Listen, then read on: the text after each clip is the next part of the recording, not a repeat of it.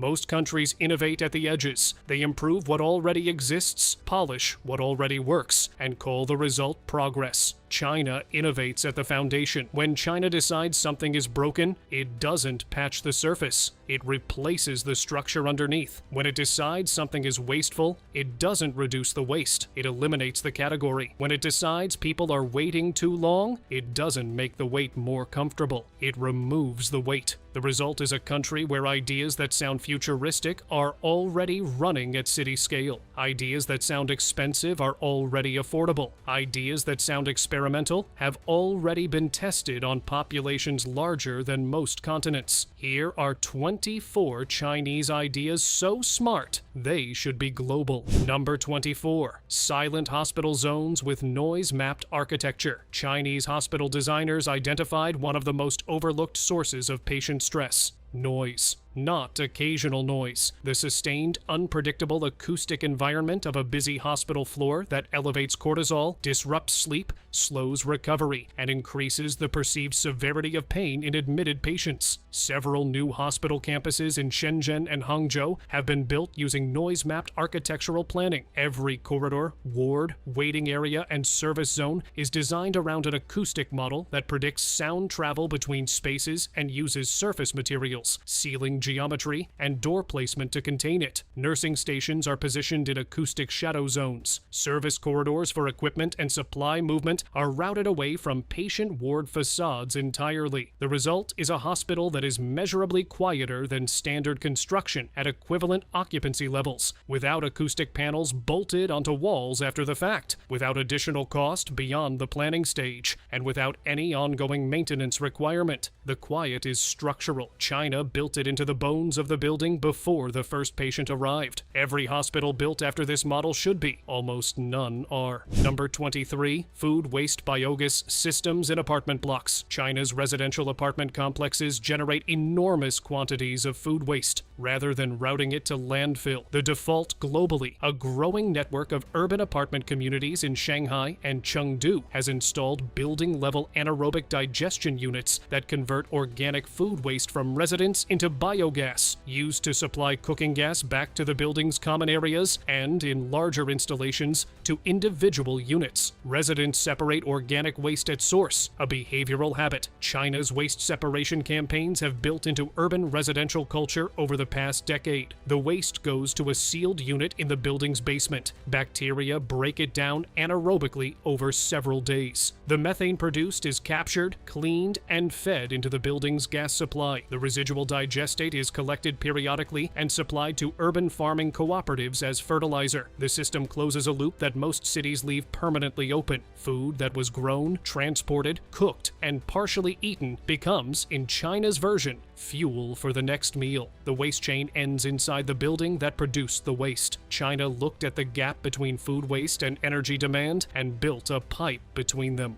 Number 22. Underground urban freight networks. China's newest urban development zones have begun routing a portion of freight, specifically e-commerce parcels and grocery supply, through underground pneumatic and electric conveyor networks rather than surface delivery vehicles. Packages enter the network at distribution nodes, travel through automated underground tunnels, and emerge at building-level collection points in lobbies and basement receiving areas. The surface impact is immediate. Fewer delivery vehicles on urban roads means less congestion, lower emissions at street level, and the elimination of the double-parked van that blocks a lane for 20 minutes, while a courier makes 10 drops in a residential block. The underground network operates continuously, independent of traffic conditions, with no driver labor cost at the delivery leg. The infrastructure investment is significant. China's willingness to make it reflects a calculation most cities haven't run yet: the cost of the network against the accumulated cost of delivery congestion, road wear, emissions, and accident risk over decades of surface freight at scale. China ran the numbers, liked the answer, and started digging. Number 21. AI-powered flood prediction at street level. China's Sponge City program, the urban water absorption framework being built across more than 30 designated cities, is supported supported by an AI prediction layer that most coverage of the program doesn't mention. Street-level sensor networks monitor soil saturation, drain flow rates, and rainfall intensity in real time. The data feeds a city-wide hydrological model that predicts up to 6 hours in advance which specific streets and underpasses will flood, at what depth, and at what time. The predictions are pushed to navigation apps, public screens, and municipal operations teams simultaneously. A commuter leaving work 3 hours before a flood event is rerouted automatically. Barriers are pre-positioned at predicted inundation points before the water arrives. Pumping systems begin drawdown cycles in advance, rather than reactively. The prediction system doesn't change the rain. It changes everything that happens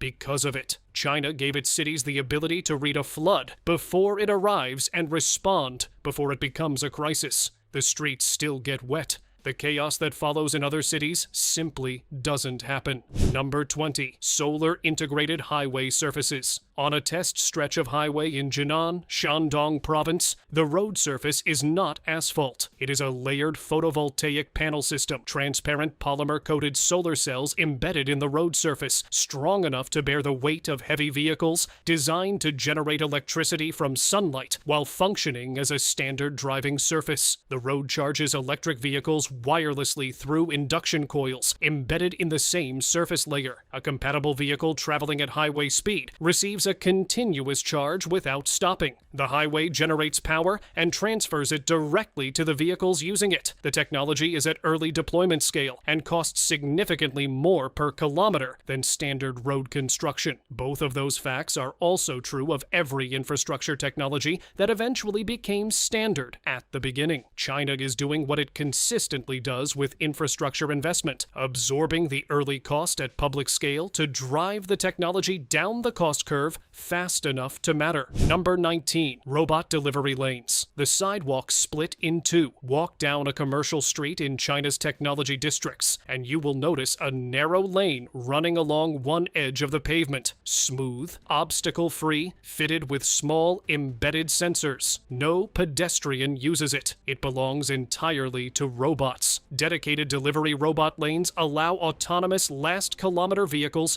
to navigate continuously without conflicting with pedestrian traffic. The robots travel at walking pace, hold their lane, stop at intersections, and communicate with each other to avoid clustering. The pedestrian gets the full remaining pavement. The delivery arrives faster and cheaper, with no double-parked vehicle blocking the road behind it. Most cities have debated where autonomous delivery robots fit into existing street infrastructure and concluded the question is too complicated to answer yet. China answered it by drawing a line on the pavement and building the robot to fit inside it. The line cost almost nothing. The infrastructure decision behind it was the entire solution. Number 18. Heat recycling. Subway systems. China's metro systems generate significant thermal energy from electric trains, from millions of human bodies in motion, from the mechanical friction of a system moving continuously underground. In most transit networks globally, this heat is vented directly into the atmosphere as waste. China captures it. Heat exchangers installed at major station ventilation shafts extract thermal energy from exhaust air before it is released. A heat pump system transfers it into a district heating network serving the residential blocks surrounding each station. In winter, the warmth produced by the city moving underground heats the apartments of the people doing the moving.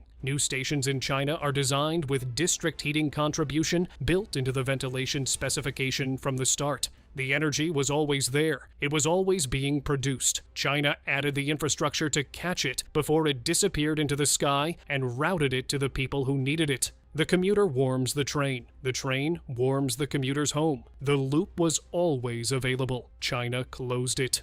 Number 17. Vertical forest towers. China's urban residential towers exist in cities where air quality is chronically stressed and where glass and concrete facades absorb heat and radiate it back into the urban environment continuously. The standard tower contributes to the problem. China's vertical forest towers are designed to reverse it. Engineered planting systems on balconies, structural ledges, and building facades support hundreds of trees and thousands of shrubs per tower, irrigated by a gray water recycling system integrated into the building's existing plumbing. The vegetation filters particulate matter from the surrounding air, reduces the building's surface temperature through evaporative cooling, and shades windows to cut air conditioning load in summer. A single tower in China's most heavily planted variant supports a biomass equivalent to roughly half a hectare of forest, distributed vertically across 30 residential floors. The building doesn't just occupy its site, it actively improves the air quality of the city block around it. China decided a building should do more than stand. The trees agreed. Number 16. Bridge parks built over highways. Elevated highways slice through urban neighborhoods in cities worldwide, bringing noise, pollution, visual disruption, and a hard physical boundary that divides communities for decades. Most city governments treat these structures as permanent problems to be managed. China treated them as surfaces to be used. Bridge parks build a layer of functional public green space directly above existing elevated highway structures, engineered with sufficient soil depth to support mature trees, seating, and recreational space. The parks create usable landscape over infrastructure that previously produced only separation. The highway continues operating below. The neighborhood reconnects above it. Studies of completed bridge parks in China show measurable rises in surrounding property values and documented increases in community interaction across the neighborhoods the highway previously divided. The same structure that fragmented the area now supports the space that reunifies it. China didn't solve the highway. It solved what the highway had done to everything around it. Number 15. AI traffic lights that think citywide. Fixed timer traffic signals are a product of the 20th century applied to a 21st century traffic problem. China's AI-managed signal systems read live data from cameras, road sensors, and connected vehicles to understand real-time traffic volume and velocity from every direction at every equipped intersection simultaneously. Signal timing updates dynamically. A green phase extends when a queue is long. A bus approaching triggers priority sequencing. A pedestrian waiting on a side street triggers an earlier green before they have decided whether to press the button. Across an entire district, the AI manages flow between intersections, not just within them, creating coordinated green wave progressions for high-volume corridors. In Chinese cities with comprehensive adaptive signal deployment, average journey times on equipped corridors have fallen between 15 and 25% without adding a single lane of road capacity. The road didn't change. The timing of the lights changed. China reprogrammed the intersection, and the city moved faster. The infrastructure investment was software. The return was measured in millions of hours.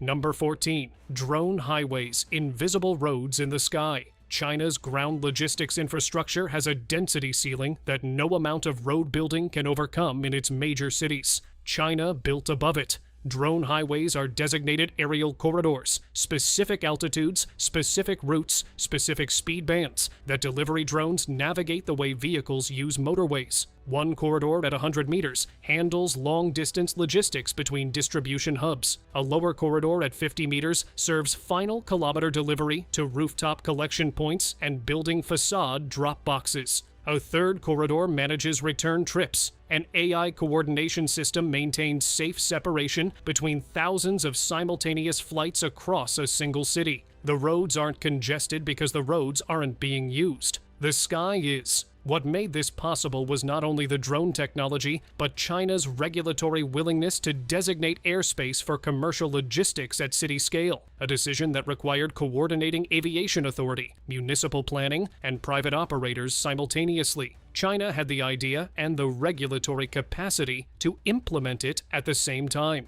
That combination, globally, is rare.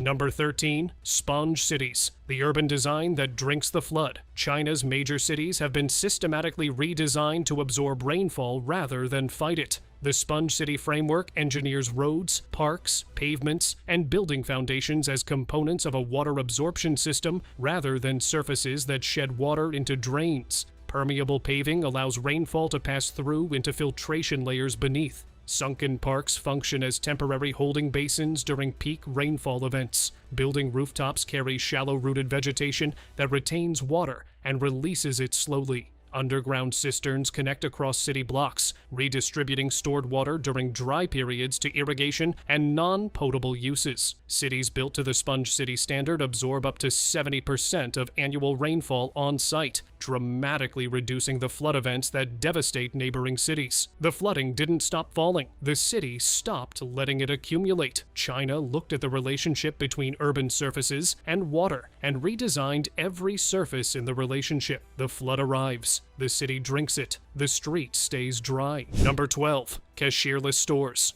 Walk in, take what you want, walk out. Cashierless stores remove the main friction in retail, stopping to pay. Cameras, smart shelves, and computer vision track items in real time as customers shop.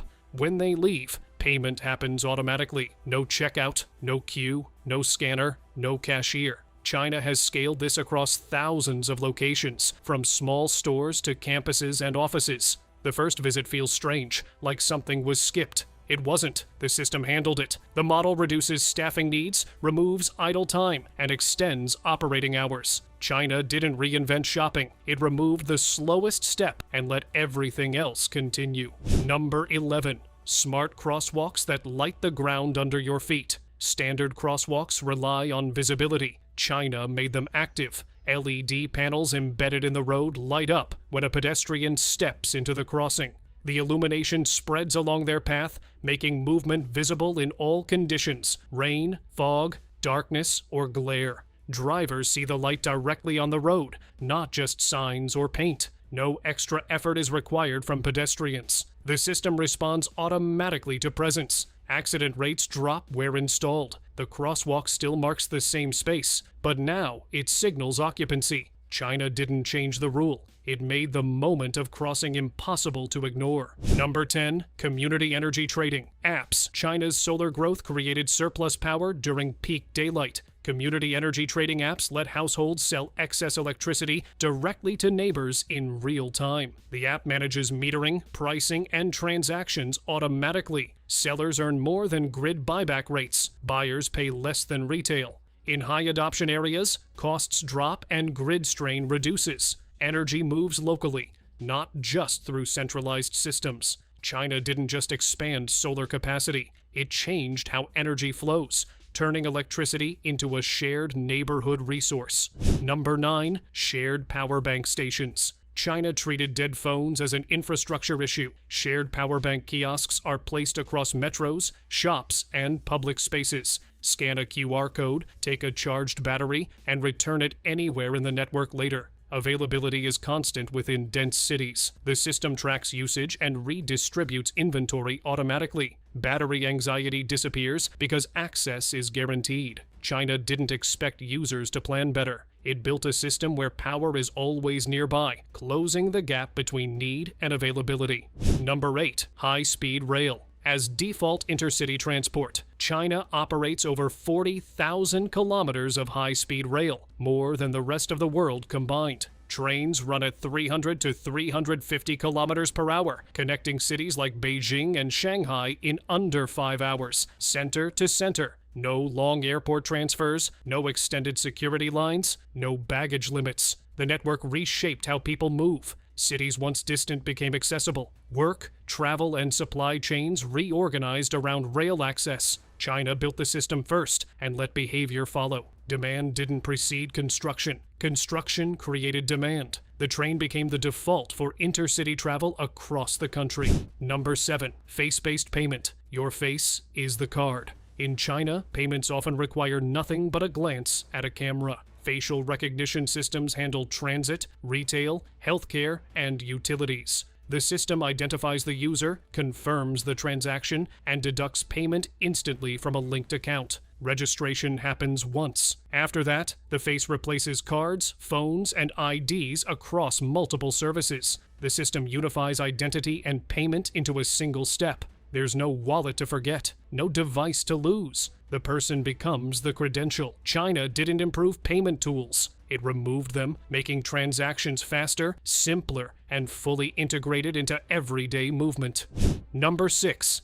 30-minute delivery. As urban baseline, China's on-demand delivery runs on a 30-minute standard for groceries, food, medicine, and daily goods. This is not premium. It is the baseline for platforms like Meituan and JD Daojia. The system works through density. Dark stores sit close to neighborhoods, and riders follow constantly updated routing algorithms. Orders are picked, sequenced, and delivered with continuous optimization.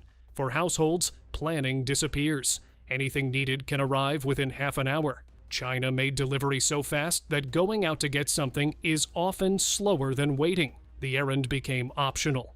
Number 5. Reverse vending machines that pay you to recycle. China improved recycling not through awareness, but through direct incentive. Reverse vending machines accept bottles, cans, and glass, scan them, compact them, and instantly credit users with small payments. A few cents per item is enough. Commuters deposit items on the way to transit and receive value immediately. No sorting knowledge required, no motivation beyond simplicity and reward. High-traffic machines process thousands of items daily. Recycling rates rise because the system aligns behavior with benefit. China scaled deposit return logic to everyday environments, linking it with digital payments and easy access. When recycling pays instantly, participation becomes consistent, predictable, and widespread.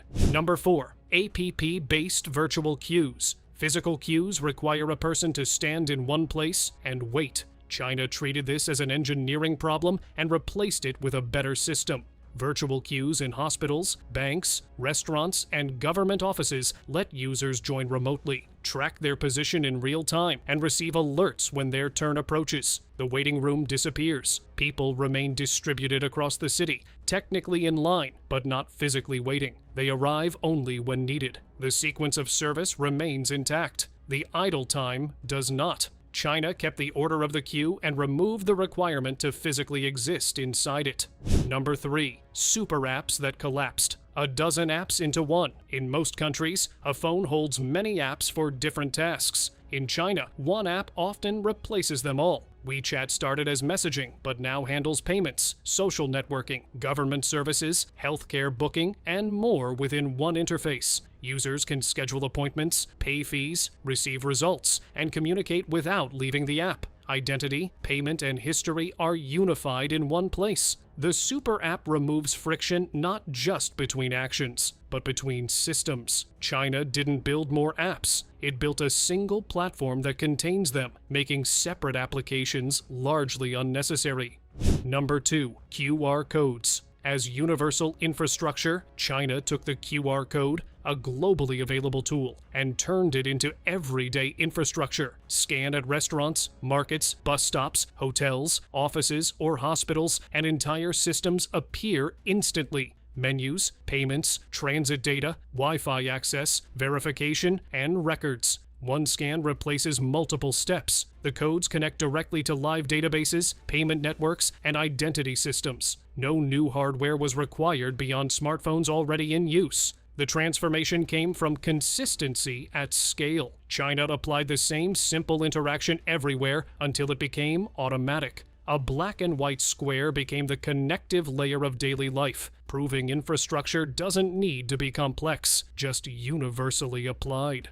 Number 1. Cashless payment for the smallest transaction in the economy. Most economies struggle to digitize small transactions. China solved it with a printed QR code. Street vendors, market sellers, and small operators display a simple code linked to their payment account. Customers scan and pay instantly. No terminals, no setup cost, no technical barrier. The smallest transaction uses the same system as the largest. Adoption spread because it required almost nothing to start. Even a vendor with no equipment could join in minutes. Cash became unnecessary not through policy, but through ease. China built its payment system from the bottom up, starting with the smallest sellers and allowing it to scale naturally across the entire economy. And those are 24 Chinese ideas so smart they should be global. The pattern across all 24 is the same. China looked at a gap between what infrastructure was doing and what it could do, between what people needed and what they were being given, and decided the gap was a choice, not a constraint. Then it stopped choosing it. That decision, applied consistently at scale across every system that touches daily life, is the entire explanation. Not magic, not mystery, just a consistent refusal to accept the current version as the final one. Subscribe. The gap is still moving. We'll keep tracking it. See you in the next one.